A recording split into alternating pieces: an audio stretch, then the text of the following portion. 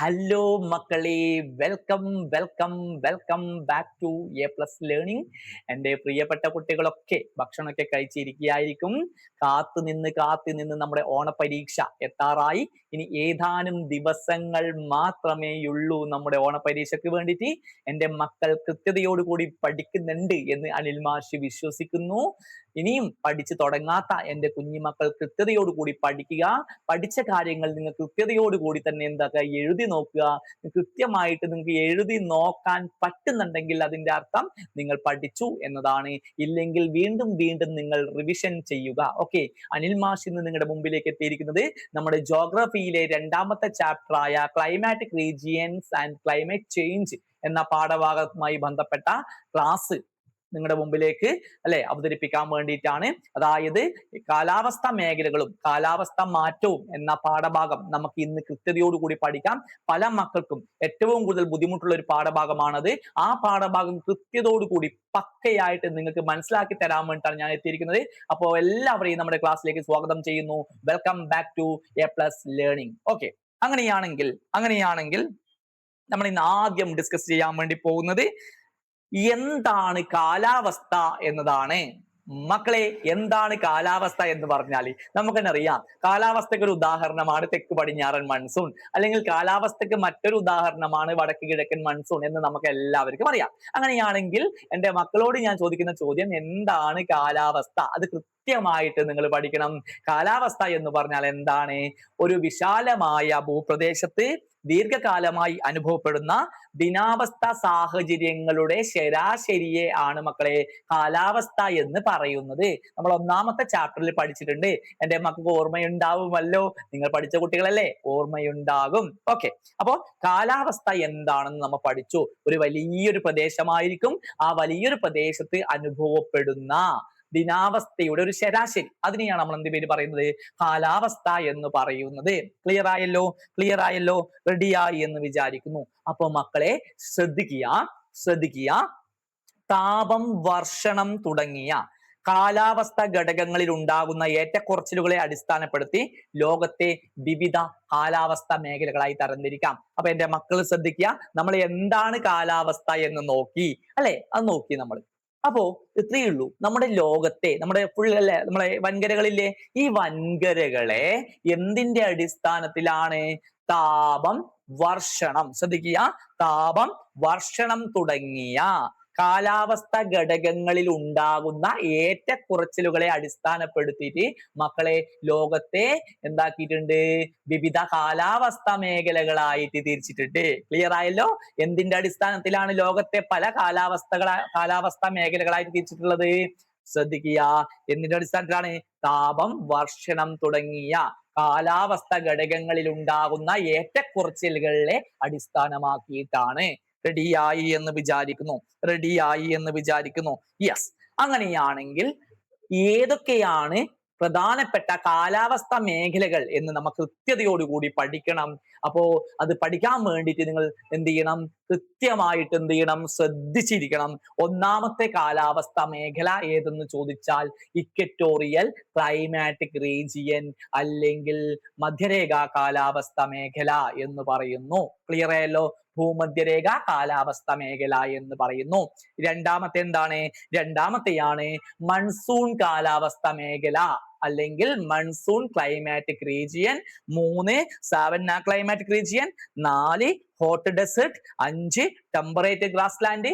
6 Mediterranean climatic region. 7 ഏതാണ്? Taiga region. 8 tundra അല്ലെങ്കിൽ tundra region. Clear ആയല്ലോ? റെഡി ആയല്ലോ? 8 എണ്ണം കൃത്യതയോടുകൂടി എൻ്റെ മക്കള് പഠിക്കണം. പഠിച്ചു എന്ന് വിശ്വസിക്കുന്നു. ഏതൊക്കെയാണ് ഇവിടെ കൊടുത്തിട്ടുണ്ട്? കൃത്യതയോടുകൂടി കൊടുത്തിട്ടുണ്ട്. ഭൂമധ്യരേഖ കാലാവസ്ഥ മേഖല, മൺസൂൺ കാലാവസ്ഥ മേഖല, സാവന്ന കാലാവസ്ഥ മേഖല. ഈ 8 എൻ്റെ മക്കൾ എന്ത് ചെയ്യണം? കൃത്യതയോടുകൂടി പഠിക്കണം. റെഡിയല്ലേ? അങ്ങനെയാണെങ്കിൽ നമ്മൾ ആദ്യം ഡിസ്കസ് ചെയ്യുന്നത്, എൻ്റെ മക്കളെ ഞാൻ ആദ്യം കൊണ്ടുപോകുന്നത് എന്താണ്? ഭൂമധ്യരേഖ കാലാവസ്ഥ മേഖല എന്ന ഭാഗത്തേക്കാണ്. ശ്രദ്ധിക്കുക, ഭൂമധ്യരേഖ കാലാവസ്ഥ മേഖല എവിടെയാണ് സ്ഥിതി ചെയ്യുന്നത് എന്ന് നമ്മൾ പഠിക്കണം മക്കളെ. പഠിക്കണം. എവിടെയാണ് ഭൂമധ്യരേഖ കാലാവസ്ഥ മേഖല സ്ഥിതി ചെയ്യുന്നത്? അപ്പുറത്തെ വീട്ടിലെ രാമുഞ്ഞേട്ടന്റെ വീട്ടിൽ എന്ന് നമുക്ക് പറയാൻ പറ്റുമോ? ഒരിക്കലുമില്ല. പിന്നെ എവിടെയാണ് ഭൂമധ്യരേഖ കാലാവസ്ഥ മേഖല സ്ഥിതി ചെയ്യുന്നത്? നോക്കിയേ, ഭൂമധ്യരേഖക്ക് 10 ഡിഗ്രി വടക്ക് 10 ഡിഗ്രി തെക്ക് എന്നീ അക്ഷാംശങ്ങൾക്കിടയിലാണ് ഭൂമധ്യരേഖ കാലാവസ്ഥ മേഖല സ്ഥിതി ചെയ്യുന്നത്. എപ്പോഴാണ്? ശ്രദ്ധിക്കുക, ഭൂമധ്യരേഖക്ക് 10 ഡിഗ്രി വടക്ക് 10 ഡിഗ്രി തെക്ക് എന്നീ അക്ഷാംശങ്ങൾക്കിടയിലാണ് ഭൂമധ്യരേഖ കാലാവസ്ഥ മേഖല സ്ഥിതി ചെയ്യുന്നത് എന്ന് എന്റെ മക്കള് പഠിക്കുക. ശ്രദ്ധിച്ചല്ലോ? റെഡിയല്ലേ? റെഡിയാണ് എന്ന് വിചാരിച്ചു. റെഡിയാണ്. ഓക്കെ. അങ്ങനെയാണെങ്കിൽ എന്താണ് ഈ ഭൂമധ്യരേഖ കാലാവസ്ഥ മേഖലയുടെ പ്രത്യേകതകൾ എന്ന് കൃത്യമായിട്ട് എന്റെ മക്കൾ മനസ്സിലാക്കണം. ഭൂമധ്യരേഖ കാലാവസ്ഥ മേഖലയുടെ പ്രധാനപ്പെട്ട പ്രത്യേകതകൾ എന്ന് പറയുന്നത് വർഷം മുഴുവൻ, ശ്രദ്ധിക്കുക, വർഷം മുഴുവൻ സൂര്യരശ്മി ലംബമായിട്ട് പതിക്കുന്ന മേഖലയാണ് ഭൂമധ്യരേഖ മേഖല. എന്താണ്? വർഷം മുഴുവൻ സൂര്യരശ്മി ലംബമായിട്ട് ഭൂമധ്യരേഖ പ്രദേശത്ത് പതിക്കുന്നു. അതുകൊണ്ട് തന്നെ ഈ പ്രദേശത്ത് വർഷം മുഴുവൻ ഉയർന്ന താപം അനുഭവപ്പെടുന്നു എന്നും കൂടി മനസ്സിലാക്കുക. ക്ലിയർ ആയല്ലോ? എന്താണ് ഭൂമധ്യരേഖ കാലാവസ്ഥയുടെ പ്രത്യേകത? വർഷം മുഴുവൻ സൂര്യരശ്മി ലംബമായിട്ട് പതിക്കുന്ന മേഖലയാണ് ഭൂമധ്യരേഖ കാലാവസ്ഥ മേഖല. അതുകൊണ്ട് തന്നെ അവിടെ എന്ത് ചെയ്യുന്നുണ്ട്? അവിടെ വർഷം മുഴുവൻ നല്ല താപവും അനുഭവപ്പെടും. അപ്പൊ ഇങ്ങനെ കുറെ താപം അനുഭവപ്പെടുമ്പോൾ എന്ത് സംഭവിക്കും? അവിടുത്തെ ജലാശയെല്ലാം എന്താവും? നീരാവിയായിട്ട് മുകളിലേക്ക് പോവും. നീരാവിയായി മുകളിലേക്ക് ഉയരുന്ന വായു എന്ത് ചെയ്യും? തണുത്ത് മേഘമായി ഘനീഭവിച്ചെന്ത് ചെയ്യും? അവിടെ ഉച്ചയ്ക്ക് ശേഷം മഴ ഉണ്ടാകുന്നു. ശക്തമായിട്ട് മഴയും ഇവിടെ ഉണ്ടാകുന്നു. പക്ഷെ ഇവിടെ അധികവും മഴ ഉണ്ടാകുന്നത് ഉച്ചയ്ക്ക് ശേഷമാണ്. ഇങ്ങനെ ഉച്ചയ്ക്ക് ശേഷം ഉണ്ടാകുന്ന ഈ മഴയാണ് നമ്മൾ എന്ത് പേര് പറയുന്നത് മക്കളെ? സംവഹന മഴ എന്ന് പറയുന്നത്, അല്ലെങ്കിൽ 4 മണി മഴ എന്ന് പറയുന്നു. അപ്പൊ ക്ലിയർ ആയല്ലോ? എന്താ ഭൂമധ്യരേഖ കാലാവസ്ഥ മേഖലയുടെ പ്രത്യേകത? വർഷം മുഴുവൻ സൂര്യരശ്മി ലംബമായിട്ട് പതിക്കുന്നു. അതുകൊണ്ട് തന്നെ ആ മേഖലയിൽ എന്ത് സംഭവിക്കുന്നു? താപം കൂടുതലായിരിക്കും. താപം കൂടുന്നതിന്റെ ഫലമായിട്ട് എന്ത് ചെയ്യും? അല്ലെ, ജലം ബാഷ്പീകരണത്തിലൂടെ ബാഷ്പീകരണം സംഭവിച്ച് നീരാവി മുകളിലെത്തുന്നു, തണുത്ത് ഘനീഭവിച്ച് മഴമേഘമായി മാറുന്നു, ഉച്ചയ്ക്ക് ശേഷം ശക്തമായി മഴയുണ്ടാകുന്നു. ഇത്തരം മഴയെ നമ്മൾ പറയുന്ന പേരാണ് സംവഹന മഴ, അല്ലെങ്കിൽ സംവഹന വൃഷ്ടി എന്നും കൂടി ഇതിനെ പറയുന്നുണ്ട്, അല്ലെങ്കിൽ 4 മണി മഴ എന്നും കൂടി ഇതിനെ പറയുന്നുണ്ട്. ക്ലിയർ അല്ലേ? റെഡി അല്ലേ? റെഡിയായി എന്ന് വിചാരിക്കുന്നു. ഓക്കെ, ഇതാണ് നമ്മൾ ഇവിടെ പറഞ്ഞത്. ഈ മേഖലയിൽ ഉയർന്ന വായു പ്രവാഹവും സംവഹന മഴയും ഉണ്ടാകുന്നു. എന്താണ് ഈ വായു പ്രവാഹം എന്ന് പറഞ്ഞാല്? ശ്രദ്ധിക്കുക മക്കളെ, വായു പ്രവാഹം എന്ന് പറഞ്ഞാല് നമ്മുടെ വായുവിനെ, ശ്രദ്ധിക്കുക, വായുവിനെ പ്രധാനമായിട്ടും 2 രീതിയിലുള്ള ചലനങ്ങളാണ് ഉള്ളത്. ഒന്നാമത്തെ ചലനം എന്ന് പറഞ്ഞാല് ലംബ ദിശയിലുള്ള ചലനം. ഒന്നാമത്തെ ചലനം ഏതാണ്? ലംബ ദിശയിലുള്ള ചലനം. രണ്ടാമത്തെ ചലനം ഏതെന്ന് ചോദിച്ചാൽ തിരശ്ചീനമായ ചലനം.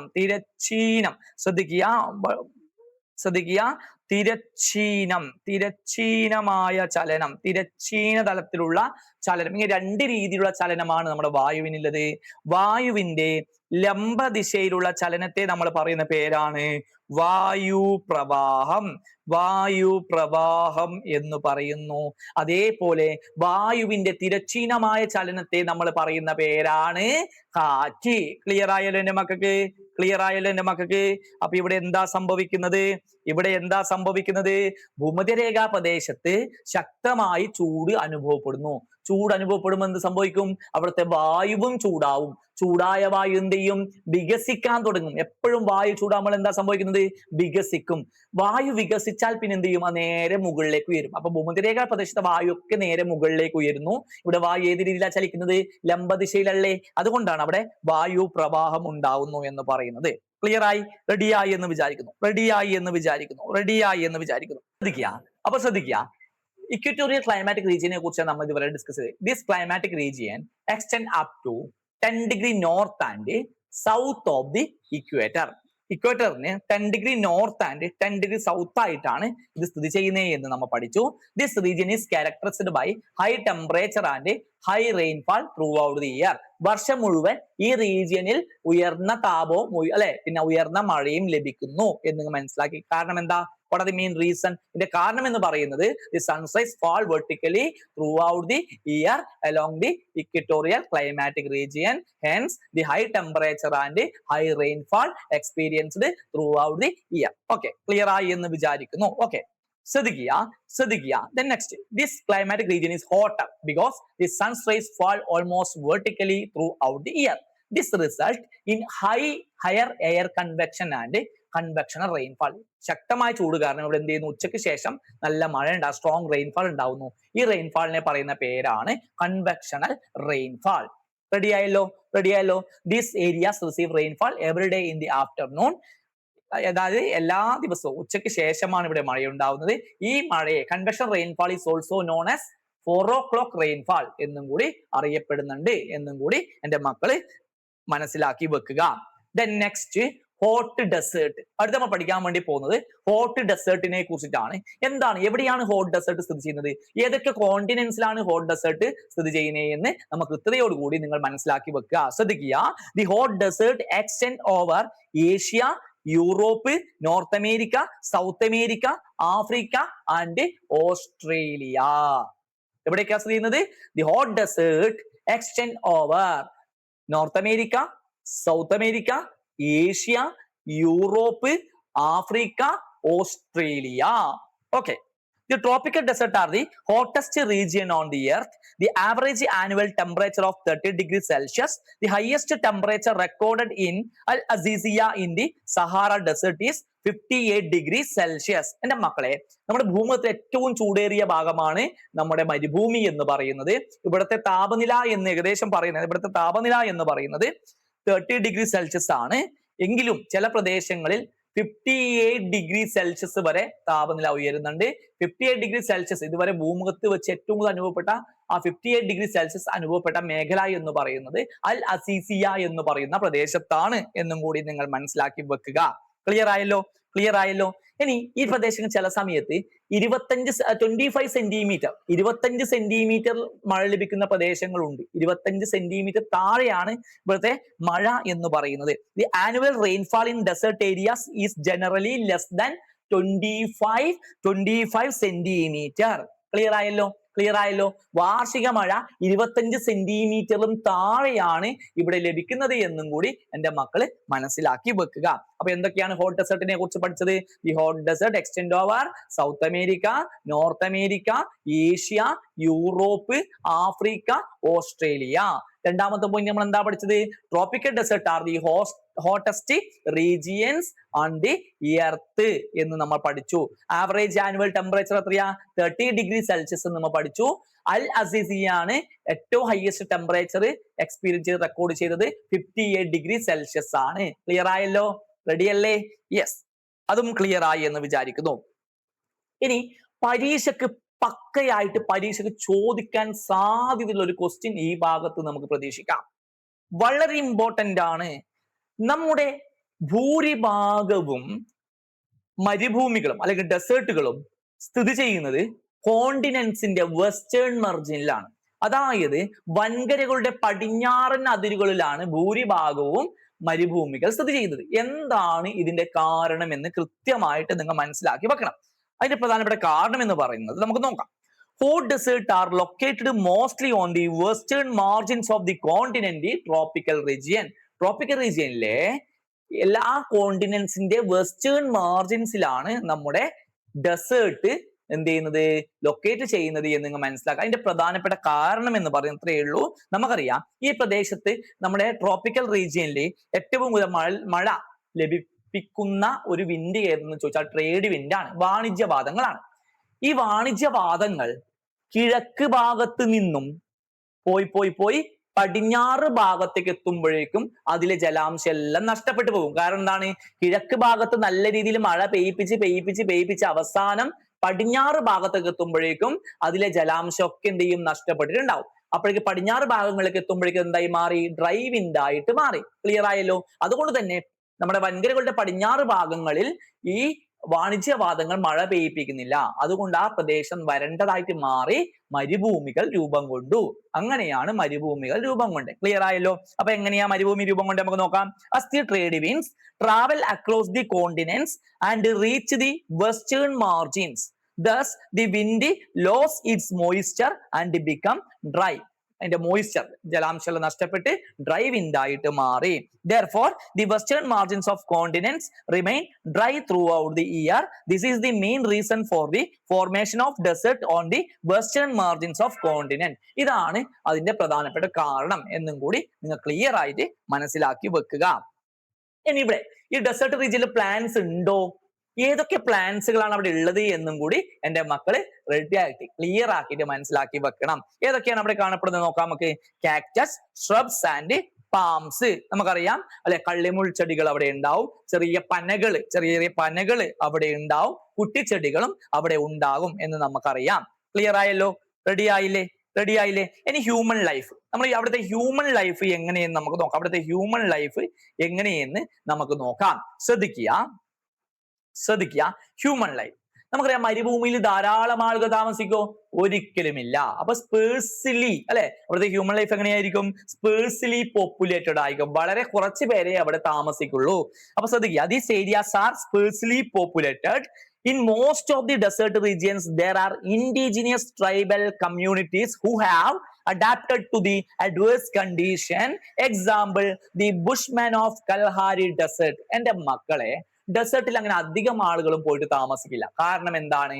അവിടുത്തെ കാലാവസ്ഥ ഒരിക്കലും സഹിക്കാൻ പറ്റാത്തതാണ്. പക്ഷേ ഈ കാലാവസ്ഥയെ അതിജീവിച്ച് ജീവിക്കുന്ന കുറച്ച് ട്രൈബൽ ഗ്രൂപ്പ്സ്, നാടോടി ഗോത്ര വിഭാഗങ്ങൾ അവിടെയുണ്ട്. അതിനൊരു ഉദാഹരണമാണ് ബുഷ്മൻ. കൽഹാരി ഡെസേർട്ടിലെ ബുഷ്മൻ എന്നൊരു എക്സാമ്പിൾ ആണ് എന്ന് നിങ്ങൾ മനസ്സിലാക്കി വെക്കുക. ഇവരുടെ പ്രധാനപ്പെട്ട ഉപജീവന മാർഗം എന്താണ്? Agriculture and animal husbandry R the main means of livelihood. അവിടുത്തെ ആളുകളുടെ പ്രധാനപ്പെട്ട ഉപജീവന മാർഗം എന്ന് പറയുന്നത് കൃഷിയും മൃഗപരിപാലനവുമാണ്. ക്ലിയർ ആയല്ലോ? ഇറിഗേഷൻ വഴി അവിടെ ചില ആൾക്കാർ എന്ത് ചെയ്യുന്നുണ്ട്? കൃഷി ചെയ്യുന്നുണ്ട്. അതേപോലെ അവിടെ എന്ത് ചെയ്യുന്നുണ്ട്? ലൈവ്ലിഹുഡ്, മറ്റൊരു ലൈവ്ലിഹുഡ് എന്ന് അല്ലെ, മറ്റൊരു ജീവിത മാർഗം എന്ന് പറയുന്നത് എന്താണ്? മൃഗപരിപാലനമാണ്, ആനിമൽ ഹസ്ബൻഡറി ആണ് എന്നും കൂടി നിങ്ങൾ മനസ്സിലാക്കി വെക്കുക. അത് മാത്രമല്ല ഇവിടെ എന്ത് ചെയ്യുന്നുണ്ട്? പിന്നെ വ്യവസായികപരമായിട്ടും എന്ത് ചെയ്യുന്നുണ്ട്? ചില മുന്നേറ്റങ്ങൾ അവിടെ ഉണ്ടായിട്ടുണ്ട്. കാരണം നമ്മുടെ മരുഭൂമി എന്ന് പറയുന്നത് ഇഷ്ടം പോലെ മിനറൽസ് അവിടെ ഉണ്ട്. ധാതു സമൃദ്ധമാണ് നമ്മുടെ മരുഭൂമി എന്ന് പറയുന്നത്. അതുകൊണ്ട് തന്നെ ഈ ധാതുക്കൾ കുഴിച്ചെടുക്കാൻ വേണ്ടിയിട്ട് ഒരുപാട് പേര് അവിടെ പോയിട്ട് താമസിക്കുന്നുണ്ട്. അപ്പൊ എവിടെയൊക്കെയാണ് ധാതുക്കൾ ഉള്ളത്, ഏതൊക്കെ ധാതുക്കൾ ഇല്ലെന്ന് നമുക്ക് മനസ്സിലാക്കാം. ഇത്രയേ ഉള്ളൂ. ഗോൾഡ് മൈനിങ് ഇൻ ഓസ്ട്രേലിയയിലെ മരുഭൂമിയിൽ ഗോൾഡ് ഉണ്ട്. അപ്പൊ അത് അവിടെ എന്ത് ചെയ്തു? ആ ഗോൾഡ് മൈൻ ചെയ്യാൻ വേണ്ടി കുറെ ആളുകൾ അവിടെ പോയിട്ട് താമസിക്കുന്നുണ്ട്. പിന്നെ എവിടെയാ? Copper in Atacama desert and oil mining in Sahara and Arabian desert. അപ്പൊ ശ്രദ്ധിക്കുക, ഓസ്ട്രേലിയയിലെ സ്വർണ്ണ ഖനനവും അതേപോലെ പിന്നെ അറ്റക്കാമ മരുഭൂമിയിലെ ചെമ്പ് ഖനനവും അതേപോലെ പിന്നെ സഹാറ മരുഭൂമിയിലെ ഓയിൽ മൈനിങ്ങും പിന്നെ അറേബ്യൻ മരുഭൂമിയിലെ ഓയിൽ മൈനിങ് ഒക്കെ അതിന് എക്സാമ്പിൾ ആണ് എന്നും കൂടി നിങ്ങൾ മനസ്സിലാക്കി വെക്കുക. ഓൾറെഡി നമ്മൾ പഠിച്ച കാര്യങ്ങളാണ്. എവിടെയൊക്കെയാണ് ഇത് വ്യാപിച്ചിരിക്കുന്നത് നമ്മൾ പഠിച്ചു. ഏഷ്യ, യൂറോപ്പ്, വടക്കേ അമേരിക്ക, തെക്കേ അമേരിക്ക, ആഫ്രിക്ക, ഓസ്ട്രേലിയ എന്നീ സ്ഥലങ്ങളിൽ വ്യാപിച്ചിരിക്കുന്നു പഠിച്ചു. ശരാശരി വാർഷിക താപനില 30 ഡിഗ്രി സെൽഷ്യസ് ആണെന്ന് പഠിച്ചു. സഹാറ മരുഭൂമിയിലെ അൽ അസീസിയയിലാണ് ഇന്ന് വരെ ലോകത്ത് റെക്കോർഡ് ചെയ്യപ്പെട്ട ഏറ്റവും ചൂട് അനുഭവപ്പെട്ടിരിക്കുന്നത് എന്ന് നമ്മൾ പഠിച്ചു. അതേപോലെ അവിടുത്തെ മഴയുടെ അളവ് 25 സെന്റിമീറ്ററിലും താഴെ, കൃത്യമായിട്ട് ഓർമ്മിക്കുക, മരുഭൂമിയിലെ മഴയുടെ അളവ് 25 സെന്റിമീറ്ററിലും താഴെയാണ് എന്ന് നമ്മൾ പഠിച്ചു. ബാക്കിയുള്ള കുറെ കാര്യങ്ങളൊക്കെ നമ്മൾ പഠിച്ചു. ശ്രദ്ധിക്കുക. പിന്നെ ഒരുപാട് മരുഭൂമികളെ കുറിച്ച് ഇതിൽ കൊടുത്തിട്ടുണ്ട്. സഹാറ മരുഭൂമി, നമീബ് മരുഭൂമി എല്ലാം കൊടുത്തിട്ടുണ്ട്. കൃത്യമായിട്ട് നിങ്ങൾ പഠിക്കുക.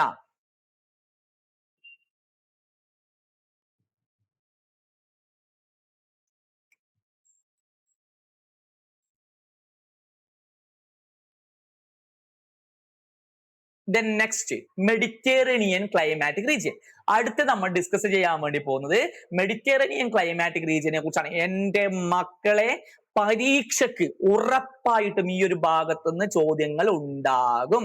അപ്പൊ നമുക്ക് എന്താണ് അത് കൃത്യമായിട്ട് അവിടുത്തെ സവിശേഷതകൾ നമുക്ക് പഠിക്കാം. നോക്കിയ മക്കളെ, the Mediterranean sea is a bay surrounded by Europe, Africa and Asia. ശ്രദ്ധിക്കുക മക്കൾക്ക് കാണുന്നുണ്ട് എന്ന് വിചാരിക്കുന്നു. ദാ ഇവിടെ നോക്കിയേ, ഈ ഒരു ഭാഗം നോക്കിയേ, കണ്ടോ? ഈ ഒരു ഭാഗം നോക്കിയേ, ഈ ഒരു കടലിനെയാണ് നമ്മൾ എന്ത് പേര് പറയുന്നത്? മെഡിറ്ററേനിയൻ കടൽ എന്ന് പറയുന്നത്. ക്ലിയർ ആയല്ലോ? ആ മെഡിറ്ററേനിയൻ കടലിന്റെ മുകൾ ഭാഗത്ത് ആരുണ്ട്? യൂറോപ്പ് ഉണ്ട്. സൈഡിൽ ആരുണ്ട്? ഏഷ്യ ഉണ്ട്. സൗത്ത് ഭാഗത്ത് ആരുണ്ട്? ആഫ്രിക്കയുണ്ട്. ക്ലിയർ ആയല്ലോ? അപ്പൊ അതാണ് അവിടെ പറഞ്ഞിരിക്കുന്നത്. The Mediterranean sea is a bay. ഇതൊരു ബേ ആണ്, ഉൾക്കടലാണ്. സറൗണ്ടഡ് ബൈ, ആരൊക്കെയാണ് സറൗണ്ട് ചെയ്തിരിക്കുന്നത്? ഏതൊക്കെ രാജ്യങ്ങളാണ്? Europe, Africa and Asia.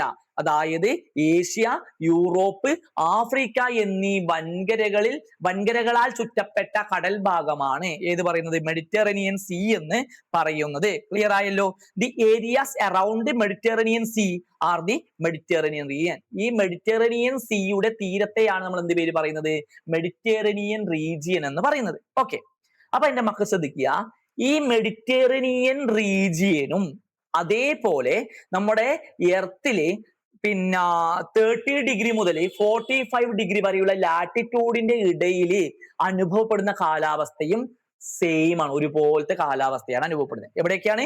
Mediterranean കടലിന്റെ തീരത്ത് അനുഭവപ്പെടുന്ന കാലാവസ്ഥയും അതേപോലെ നമ്മുടെ എർത്തില് 30 ഡിഗ്രി മുതൽ 45 ഡിഗ്രി വരെയുള്ള അക്ഷാംശങ്ങൾക്കിടയിൽ സ്ഥിതി ചെയ്യുന്ന കാലാവസ്ഥ, അവിടെ സ്ഥിതി ചെയ്യുന്ന പ്രദേശങ്ങളിൽ അനുഭവപ്പെടുന്ന കാലാവസ്ഥയും ഒരേ സ്വഭാവമാണുള്ളത്.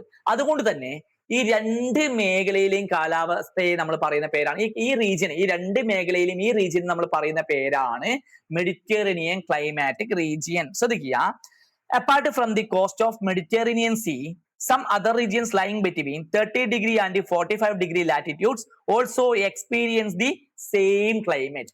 മനസ്സിലായല്ലോ? മെഡിറ്ററേനിയൻ സീയുടെ തീരത്ത്, ആ കോസ്റ്റൽ റീജിയനിലും അതേപോലെ 30 ഡിഗ്രി മുതൽ 45 ഡിഗ്രി വരെയുള്ള ലാറ്റിറ്റ്യൂഡ്സിന് ഇടയിലും അനുഭവപ്പെടുന്നത് ഒരേപോലെയുള്ള സെയിം ക്ലൈമാറ്റിക് കണ്ടീഷൻ ആണ്. അതുകൊണ്ട് തന്നെ ഈ എല്ലാ റീജിയനെയും കൂട്ടി പറയുന്ന പേരാണ് Mediterranean climatic region. Got it? Clear ആയല്ലോ? ക്ലിയർ ആയല്ലോ? യെസ്, ക്ലിയർ ആയി എന്ന് വിചാരിക്കുന്നു. അപ്പൊ ശ്രദ്ധിക്കുക, യൂറോപ്പ്, ആഫ്രിക്ക, ഏഷ്യ എന്നീ ഭൂഖണ്ഡങ്ങളാൽ ചുറ്റപ്പെട്ട ഉൾക്കടലാണ് മെഡിറ്ററേനിയൻ കടൽ എന്ന് പറയുന്നത്. മെഡിറ്ററേനിയൻ കടലിന് ചുറ്റുമുള്ള പ്രദേശങ്ങളെയാണ് മെഡിറ്ററേനിയൻ പ്രദേശങ്ങൾ എന്ന് പറയുന്നത്. 30 ഡിഗ്രി മുതൽ 45 ഡിഗ്രി വരെ അക്ഷാംശങ്ങൾക്കിടയിൽ എല്ലാ ഭൂഖണ്ഡങ്ങളുടെയും പടിഞ്ഞാറൻ തീരപ്രദേശങ്ങൾ സമാനമായ കാലാവസ്ഥ അനുഭവപ്പെടുന്നു. ഈ പ്രദേശങ്ങളെല്ലാം ചേർത്ത് മെഡിറ്ററേനിയൻ കാലാവസ്ഥ മേഖല എന്ന് വിചാരിക്കുന്നു. അപ്പൊ ഇവിടെ ചെറിയൊരു മിസ്റ്റേക്ക് വന്നിട്ടുണ്ട്. അപ്പൊ ഇവിടെ എന്റെ മക്കൾ ഇത് മാത്രം ഓർമ്മിച്ചാൽ മതി. 30 ഡിഗ്രി മുതൽ 45 ഡിഗ്രി വരെ അക്ഷാംശങ്ങൾക്കിടയിൽ എന്ത് ചെയ്യുന്നുണ്ട്?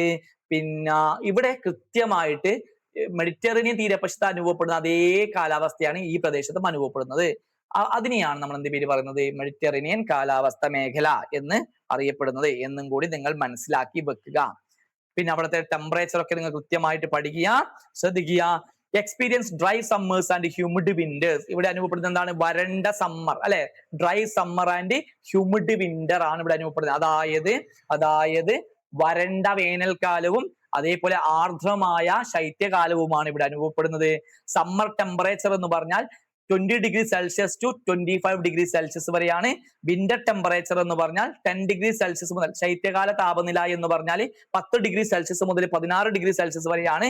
ഇനി വിന്റർ റെയിൻഫാൾ, മഴക്കാലത്ത് ഇവിടെ കിട്ടുന്ന റെയിൻഫാൾ എത്രയാണെന്ന് ചോദിച്ചാൽ 30 to 75 ആണ്. ക്ലിയർ ആയല്ലോ? Westerly winds are responsible for the winter rainfall in the Mediterranean climatic region. ഇവിടെ മഴ പെയ്യിപ്പിക്കാൻ കാരണമായ വിൻഡ് ഏതെന്ന് ചോദിച്ചാൽ അത് ഏതാണ്? വെസ്റ്റേർലിസ് വിൻഡ് ആണ്, പശ്ചിമവാദങ്ങളാണ് ഇവിടെ മഴ പെയ്യിപ്പിക്കുന്നത് എന്നും കൂടി എന്റെ മക്കള് പഠിക്കുക. അപ്പൊ എന്തൊക്കെ പഠിച്ചു? ഇവിടെ ഏത് തരത്തിലുള്ള ക്ലൈമറ്റ് ആണ് അനുഭവപ്പെടുന്നത്? Dry summer and humid winter. Temperature എത്രയാണ്? സമ്മർ ടെമ്പറേച്ചർ എത്രയാ? അറൌണ്ട് 20 to 25 ആണ്. വിന്റർ ടെമ്പറേച്ചർ എത്രയാ? 10 to 16 ആണ് എന്നും കൂടി എന്റെ മക്കള് മനസ്സിലാക്കി വെക്കുക. റെയിൻഫാൾ എത്രയാണ് മക്കളെ? 10 ശ്രദ്ധിക്കുക, 30 to 75 ആണ് എന്നും കൂടി നിങ്ങൾ മനസ്സിലാക്കി വെക്കുക. ഈ പ്രദേശത്ത് മഴ പെയ്യിപ്പിക്കാൻ കാരണമായ കാറ്റ് ഏതെന്ന് ചോദിച്ചാൽ പശ്ചിമവാദങ്ങൾ അല്ലെങ്കിൽ വെസ്റ്റേർലിസ് വിൻഡ് ആണെന്നും കൂടി നിങ്ങൾ മനസ്സിലാക്കി വെക്കുക.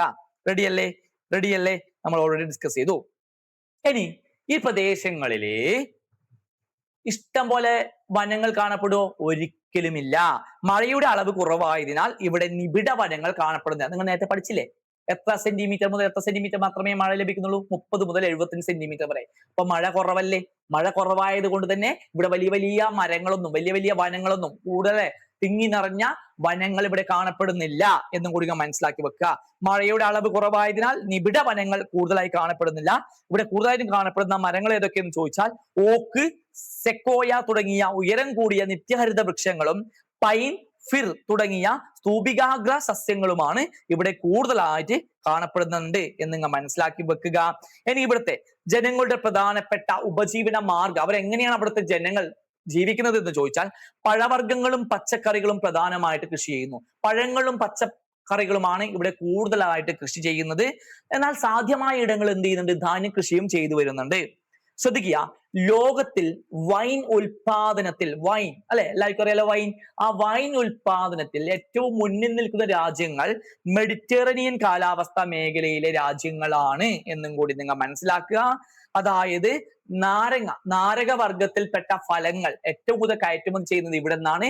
ലോകത്തിലെ നാരക ഫലങ്ങൾ കയറ്റുമതി 70% കയറ്റുമതി ചെയ്യുന്നത് മെഡിറ്ററേനിയൻ രാജ്യങ്ങളിൽ നിന്നുമാണ് എന്നും കൂടി എൻ്റെ മക്കള് കൃത്യതയോടുകൂടി മനസ്സിലാക്കി വെക്കുക. ക്ലിയർ ആയല്ലോ? അപ്പൊ നമ്മൾ മെഡിറ്ററേനിയൻ ക്ലൈമാറ്റിക് റീജിയൻ പഠിച്ചു കഴിഞ്ഞു. ഇനി നമ്മൾ ഡിസ്കസ് ചെയ്യാൻ വേണ്ടി പോകുന്നത് ടൻഡ്ര റീജിയൻ അല്ലെങ്കിൽ തുന്ദ്ര റീജിയൻ എന്നും കൂടി പറയുന്നു. ഇത് എവിടെയാണ് സ്ഥിതി ചെയ്യുന്നത് എന്ന് നമ്മൾ ആദ്യം നോക്കണം. തുന്ദ്ര region is the extreme called zone extending from north of the Arctic circle in Alaska, Canada, Greenland and the Arctic cost of Europe and Asia. അതായത് അലാസ്ക, കാനഡ ഈ ഒരു ഭാഗപ്രദേശങ്ങളിലൊക്കെയാണ് ഏത് സ്ഥിതി ചെയ്യുന്നത്? നമ്മുടെ ടൻഡ്ര റീജിയൻ സ്ഥിതി ചെയ്യുന്നത് എന്നും കൂടി നിങ്ങൾ മനസ്സിലാക്കുക. നമുക്കറിയാം എക്സ്ട്രീം കോൾഡ് റീജിയൻ ആണ്. അതുകൊണ്ട് തന്നെ ഇവിടുത്തെ വിന്റർ ടെമ്പറേച്ചർ, ശൈത്യകാലത്തെ താപനില എന്ന് പറയുന്നത് -25°C മുതൽ -40°C വരെയാണ്. -25°C to -40°C വരെയാണ് ഇവിടുത്തെ വിന്റർ ടെമ്പറേച്ചർ എന്ന് പറയുന്നത്. Summer temperature rises up to 10°C. എന്നാൽ വേനൽക്കാലം ആകുമ്പോൾ 10°C മുകളിലേക്ക് പോയെങ്കിൽ ആയി. അതാണ് ഇവിടുത്തെ താപനില എന്ന് പറയുന്നത്. ക്ലിയർ ആയല്ലോ? ഇനി ഇവിടെ ഏത് തരത്തിലുള്ള പ്രസിപ്പിറ്റേഷൻ, ഏത് തരത്തിലുള്ള വർഷണ രൂപമാണ് ഇവിടെ അനുഭവപ്പെടുന്നത് എന്ന് ചോദിച്ചാൽ പൊതുവെ തണുത്ത പ്രദേശമായതുകൊണ്ട് തന്നെ അവിടെ മഴയില്ല. മഴയ്ക്ക് പകരം അവിടെ സ്നോഫാൾ എന്ന് പറയുന്ന പ്രസിപ്പിറ്റേഷൻ ഫോം ആയിരിക്കും അവിടെ ഉണ്ടാവുന്നത് എന്ന് എൻ്റെ മക്കള് പഠിക്കുക. അതേപോലെ ഇവിടുത്തെ സസ്യജാലങ്ങൾ സമ്മർ സീസണിൽ മാത്രമേ plants growing in summer season, plants summer സീസണിൽ മാത്രമേ ഇവിടെ വളരുള്ളൂ എന്നും കൂടി നിങ്ങൾ മനസ്സിലാക്കി വെക്കുക. സമ്മർ സീസണിൽ അവിടെ വളരുന്ന സസ്യങ്ങൾ ഏതൊക്കെയെന്ന് ചോദിച്ചാൽ short shrubs and mosses are the main plants found here എന്ന് നിങ്ങൾ മനസ്സിലാക്കി വെക്കുക. പിന്നെ ഇവിടെ കുറച്ച് നാടോടി ഗോത്ര വിഭാഗങ്ങൾ ഇവിടെ താമസിക്കുന്നുണ്ട്. ഏതൊക്കെയെന്ന് ചോദിച്ചാൽ എസ്കിമോസും ലാപ്പാസുമാണ് ഇവിടെ ജീവിക്കുന്ന ചില നാടോടി ഗോത്ര വിഭാഗങ്ങൾ എന്ന് പറയുന്നത്. ക്ലിയർ ആയല്ലോ? ഇതൊക്കെ നമ്മൾ ഡിസ്കസ് ചെയ്തു. ജനജീവിതം നമ്മൾ പഠിച്ചു. അതൊക്കെ കൃത്യമായിട്ട് നമ്മൾ ഇതൊക്കെ പഠിച്ചു. ഇത്രയും കാര്യങ്ങൾ പഠിച്ചിട്ട് എൻ്റെ മക്കൾ എന്ത് ചെയ്യണം? പരീക്ഷയ്ക്ക് പോവുക. റെഡിയല്ലേ? അപ്പോ ബാക്കിയിലെ ക്ലൈമാറ്റിക് റീജിയൻ ഓൾറെഡി നമ്മുടെ യൂട്യൂബ് ചാനലിൽ അപ്ലോഡ് ചെയ്തിട്ടുണ്ട്. അതിൽ അപ്ലോഡ് ചെയ്യാത്ത ഒരു 3 ക്ലൈമാറ്റിക് റീജിയനെ കുറിച്ചിട്ടാണ് നമ്മൾ ഇന്നത്തെ ക്ലാസ്സിൽ ഡിസ്കസ് ചെയ്തത്. ദെൻ നെക്സ്റ്റ് ഹരിതഗൃഹ പ്രഭാവവും ആഗോളതാപനവും എന്ന് പറയുന്ന ഈ ഒരു ഭാഗം എൻ്റെ മക്കൾ കൃത്യമായിട്ട് പഠിക്കണം. നമുക്കറിയാം ഏതൊക്കെയാണ് ഹരിതഗൃഹ വാതകങ്ങൾ. നമ്മൾ ചെറുപ്പം മുതലേ പഠിച്ചുകൊണ്ടിരിക്കുകയാണ്. ഏതൊക്കെയാണ് ഹരിതഗൃഹ വാതകങ്ങൾ എന്ന് പറഞ്ഞാൽ carbon dioxide, nitrous oxide ഒക്കെ ഹരിതഗൃഹ വാതകങ്ങളാണ്. പരീക്ഷയ്ക്ക് ചോദിക്കും ഹരിതഗൃഹ വാതകങ്ങൾക്ക് ഉദാഹരണങ്ങൾ ഏതൊക്കെയെന്ന് ചോദിച്ചാൽ ഏതൊക്കെയാണ് പറയണം? ഹരിതഗൃഹ വാതകങ്ങൾ എന്നറിയപ്പെടുന്നത് നൈട്രസ് ഓക്സൈഡ് ഉണ്ട്, കാർബൺ ഡൈ ഓക്സൈഡ് ഉണ്ട്, അതേപോലെ വേറെയും കുറച്ചുകളുണ്ട്. അത് നമുക്ക് പഠിക്കാം. ഓക്കെ, ഇത്രയും കാര്യം ക്ലിയർ ആയല്ലോ? അപ്പോ അങ്ങനെയാണെങ്കിൽ എന്താണ് ഹരിതഗൃഹ പ്രഭാവം എന്ന് നമ്മൾ പഠിക്കണം. ഇത്രയേ ഉള്ളൂ. നമ്മുടെ അന്തരീക്ഷത്തിൽ എന്തുണ്ട്? ഈ ഹരിതഗൃഹ വാതകങ്ങൾ ഉണ്ട്. ഈ ഹരിതഗൃഹ വാതകങ്ങള് ശ്രദ്ധിക്കുക. മാഷൊന്ന് വരച്ചുതരാം. ഓക്കെ, ഇതാണ് നമ്മുടെ അന്തരീക്ഷം. ഈ അന്തരീക്ഷത്തിൽ എന്തുണ്ട്? ഇങ്ങനെ ഹരിതഗൃഹവാതകങ്ങൾ ഉണ്ട്. നമ്മുടെ അന്തരീക്ഷത്തിൽ എന്തുണ്ട്? ഹരിതഗൃഹവാതകങ്ങൾ ഉണ്ട്. ഏതൊക്കെയാണ് ഹരിതഗൃഹവാതകങ്ങൾ? നമ്മൾ നേരത്തെ നോക്കിയില്ലേ? ഏതൊക്കെയാണ് ഹരിതഗൃഹവാതകങ്ങൾ? Carbon dioxide, nitrous oxide ഒക്കെ ഇവിടെ ഉണ്ട്. ക്ലിയർ ആയല്ലോ? അപ്പൊ എന്ത് ചെയ്യുന്നുണ്ട്? വെച്ചാൽ നമുക്ക് നോക്കാം. ശ്രദ്ധിക്കാം. എന്ത് ചെയ്യുന്ന വെച്ചാൽ നമുക്ക് നോക്കാം. ഇവിടെ സൂര്യനുണ്ട്. നമുക്കറിയാം സൂര്യനിൽ നിന്ന് എന്ത് ചെയ്യുന്നുണ്ട്? സൂര്യരശ്മി നമ്മുടെ ഭൂമിയിലേക്ക് വരും. ഭൂമിയിലേക്ക് വരും. ഇങ്ങനെ സൂര്യനിൽ നിന്ന് ഭൂമിയിലേക്ക് വരുന്ന സൂര്യരശ്മി ആര് കടത്തിവിടും? നമ്മുടെ ഹരിതഗൃഹവാതകങ്ങൾ കടത്തിവിടും. ശേഷം എന്ത് ചെയ്യും? അത് നമ്മുടെ നേരെ ഭൗമോപരിതലത്തിലേക്ക് എത്തിച്ചേരും. അല്ലെ, സൗരവികിരണമായിട്ട് ഭൗമോപരിതലത്തിൽ എത്തിച്ചേരും. ഇൻസുലേഷൻ ആയിട്ട് ഭൗമോപരിതലത്തിൽ എത്തിച്ചേർന്നു. ഭൗമോപരിതലത്തിൽ എത്തിച്ചേർന്നിട്ട് ഈ താപം പിന്നീട് എന്ത് ചെയ്യുന്നു? ദീർഘതരംഗ രൂപത്തിൽ എന്ത് ചെയ്യുന്നുണ്ട്? മടങ്ങി പോകുന്നുണ്ട്. ഇങ്ങനെ മടങ്ങി പോകുമ്പോൾ തിരിച്ചു പോകുന്ന ഭൗമ വികിരണത്തെ ആര് അപ്പുറത്തേക്ക് കടത്തിവിടൂല? നമ്മുടെ ഹരിതഗൃഹവാതകങ്ങൾ കടത്തിവിടൂല. അങ്ങനെ കടത്തിവിടാതിരിക്കുമ്പോൾ എന്ത് സംഭവിക്കും? ഈ ഒരു പ്രദേശത്തൊക്കെ താപം എന്ത് ചെയ്യും? താപം വർദ്ധിക്കാൻ തുടങ്ങും. ഈ പ്രദേശത്തൊക്കെ എന്ത് ചെയ്യും? താപം വർദ്ധിക്കാൻ വേണ്ടി തുടങ്ങും. ഈ ഒരു പ്രക്രിയയെ പറയുന്ന പേരാണ് ഹരിതഗൃഹ പ്രഭാവം എന്ന് പറയുന്നത്. അപ്പൊ എന്താ നമുക്ക് നോക്കാം. ഹരിതഗൃഹവാതകങ്ങൾ സൂര്യപ്രകാശത്തെ ഭൂമിയിലേക്ക് കടത്തിവിടുകയും ഭൗമോപരിതലത്തിൽ നിന്നും തിരികെ പോകുന്ന ഭൗമ വികിരണത്തെ തടഞ്ഞു നിർത്തി അന്തരീക്ഷത്തിൽ ചൂട് നിലനിർത്തുകയും ചെയ്യുന്നു. ഈ പ്രക്രിയയെ നമ്മൾ എന്ത് പേര് പറയുന്നു? ഹരിതഗൃഹ പ്രഭാവം എന്ന് പറയുന്നു. എന്നാൽ ഇപ്പോഴെന്താ സംഭവിക്കുന്നത്? മനുഷ്യന്മാരുടെ അനിയന്ത്രിതമായ ഇടപെടലുകൾ മൂലം അന്തരീക്ഷത്തില് എന്ത് ചെയ്യുന്നുണ്ട്? ഹരിതഗൃഹവാതകങ്ങൾ കൂടുന്നു. അതിന്റെ ഫലമായിട്ട് എന്ത് ചെയ്യുന്നു? അതിന്റെ ഫലമായിട്ട് അന്തരീക്ഷ താപനില വർദ്ധിച്ച് വരികയാണ്. ഇങ്ങനെ മനുഷ്യ പ്രവർത്തനങ്ങൾ മൂലമോ സ്വാഭാവിക വ്യതിയാനങ്ങൾ മൂലമോ അന്തരീക്ഷത്തിലെ താപം വർദ്ധിക്കുന്ന പ്രക്രിയയെ പറയുന്ന പേരാണ് ആഗോളതാപനം അല്ലെങ്കിൽ ഗ്ലോബൽ വാർമിംഗ് എന്ന് പറയുന്നു. റെഡിയായി എന്ന് വിചാരിക്കുന്നു. കൃത്യതയോടുകൂടി എൻ്റെ മക്കൾ പഠിക്കുക. അപ്പൊ എന്ത് ചെയ്യുന്നുണ്ട്? മനുഷ്യരുടെ ഇടപെടലുകൾ മൂലം ഒരുപാട് മാറ്റങ്ങൾ നമ്മുടെ ഭൂമിയിൽ വരാൻ തുടങ്ങി. ക്ലിയർ ആയല്ലോ? കാലാവസ്ഥ മാറ്റമൊക്കെ ഉണ്ടാവാൻ തുടങ്ങി. കാലാവസ്ഥയിലൊക്കെ നമുക്ക് സഹിക്കാൻ ചൂടൊക്കെ കൂടി വരാൻ തുടങ്ങി. അപ്പൊ എന്ത് ചെയ്തു? ലോകരാഷ്ട്രങ്ങൾ എന്ത് ചെയ്തു? ഒത്തുചേരാൻ വേണ്ടി തുടങ്ങി. അങ്ങനെ ലോകരാഷ്ട്രങ്ങൾ ഒത്തുചേരാൻ വേണ്ടി തുടങ്ങി. ലോകരാഷ്ട്രം തീരുമാനിച്ചു, കാലാവസ്ഥ വ്യതിയാനം നമ്മൾ കൺട്രോൾ ചെയ്യണം. കാലാവസ്ഥ വ്യതിയാനം നമ്മൾ എന്ത് ചെയ്യണം? നമ്മൾ കൺട്രോൾ ചെയ്യണം. അതിനു വേണ്ടി നമുക്ക് എന്ത് ചെയ്യാം? നമുക്കൊരു സംഘടന ഉണ്ടാക്കാം. ലോകരാജ്യങ്ങളെല്ലാം കൂടി ഒരു സംഘടന ഉണ്ടാക്കാം എന്നൊരു ധാരണയിലെത്തുകയും അതിന്റെ ഭാഗമായിട്ട് 1950 ജനീവ എന്ന് പറയുന്ന സ്ഥലത്ത് വെച്ചിട്ട് ലോകരാഷ്ട്രങ്ങൾ സമ്മേളിച്ചിട്ട് അവിടെ വെച്ച് ലോക കാലാവസ്ഥ സംഘടനയ്ക്ക് രൂപം കൊണ്ടു. എന്താണ്? ലോക കാലാവസ്ഥ സംഘടനയ്ക്ക് രൂപം കൊണ്ടു. ക്ലിയർ ആയല്ലോ? എന്തായിരുന്നു ഇതിന്റെ പ്രധാനപ്പെട്ട അജണ്ട എന്ന് പറയുന്നത്? കാലാവസ്ഥ സമ്മേളനങ്ങൾ വിളിച്ചു ചേർക്കുക. അപ്പൊ ശ്രദ്ധിക്കുക. ഏത് വർഷമാണ്? 1950 ലോക കാലാവസ്ഥ സംഘടന രൂപം. വർഷം 1950. ഏത് സ്ഥലത്ത് വെച്ചിട്ട്? ജനീവയിൽ വെച്ചിട്ട്. എന്തായിരുന്നു ഇടപെടലുകൾ? കാലാവസ്ഥ സമ്മേളനങ്ങൾ വിളിച്ചു ചേർക്കുക. ശേഷം 22 വർഷം കഴിഞ്ഞു. 1950 കൂടെ 22 വർഷം ചേർത്താൽ എത്രയാ? 1972. 1972 സ്റ്റോക്ക്ഹോം എന്ന് പറയുന്ന സ്ഥലത്ത് വെച്ചിട്ട് എന്ത് ചെയ്തു? ഒരു സമ്മേളനം നടത്തുകയുണ്ടായി. സ്റ്റോക്ക്ഹോമിൽ വെച്ച് നടന്ന സമ്മേളനമായതുകൊണ്ട് 1972 സ്റ്റോക്ക്ഹോമിൽ വെച്ച് നടന്ന സമ്മേളനമായതുകൊണ്ട് അതിനൊരു പേര് വന്നു, സ്റ്റോക്ക്ഹോം സമ്മേളനം. ഏത് വർഷം? 1972. എവിടെ വെച്ചിട്ട്? സ്റ്റോക്ക്ഹോമിൽ വെച്ചിട്ടാണ് ചേർന്നത്. എന്തായിരുന്നു അതിന്റെ ഇടപെടലുകൾ എന്ന് പറഞ്ഞാല്? പരിസ്ഥിതി പരിപാലനവും വികസനവും എന്നതായിരുന്നു അതിന്റെ ഇടപെടലുകൾ. ക്ലിയർ ആയല്ലോ? അങ്ങനെ 1992 എന്ന് പറയുന്ന വർഷമെത്തി. അപ്പോഴാണ് ഒരു ഉച്ചകോടി റിയോ ഡി ജനീറോയിൽ വെച്ചിട്ട് ലോകരാഷ്ട്രങ്ങൾ ഒരു ഉച്ചകോടിയിൽ പങ്കെടുത്തു. അതിന്റെ പേരാണ് ഭൗമ ഉച്ചകോടി എന്ന് പറയുന്നു. എന്തായിരുന്നു ഇതിന്റെ പ്രധാനപ്പെട്ട അജണ്ട? പ്രകൃതി സൗഹൃദ വികസനം പ്രോത്സാഹിപ്പിക്കുന്നതിനായി UN അജണ്ട 21 തയ്യാറാക്കി. പരീക്ഷയ്ക്ക് ചോദിക്കും, UN അജണ്ട 21 തയ്യാറാക്കിയത് ഏത് ഉച്ചകോടിയോടുകൂടിയാണ്? ഏത് സ്ഥലത്ത് വെച്ചിട്ടാണ്? ഏത് വർഷമാണ്? മറക്കല്ലേ, 1992 റിയോ ഡി ജനീറോയിൽ വെച്ചിട്ടാണ് ഭൗമ ഉച്ചകോടി നടന്നത്. അതിലാണ് UN അജണ്ട 21 തയ്യാറാക്കിയത്. ക്ലിയർ ആയല്ലോ? യെസ്. ദെൻ നെക്സ്റ്റ് 1997 ക്യോട്ടോ എന്ന് പറയുന്ന സ്ഥലത്ത് വെച്ചിട്ട് എന്ത് ചെയ്തു? വീണ്ടും ഒരു മീറ്റിംഗ് സംഘടിപ്പിച്ചു. അതിന്റെ പേരാണ് ക്യോട്ടോ പ്രോട്ടോകോൾ. എന്തായിരുന്നു അതിന്റെ അജണ്ട? അന്തരീക്ഷത്തിലെ ഹരിതഗൃഹവാതകങ്ങളുടെ അളവ് പരിമിതപ്പെടുത്തുക.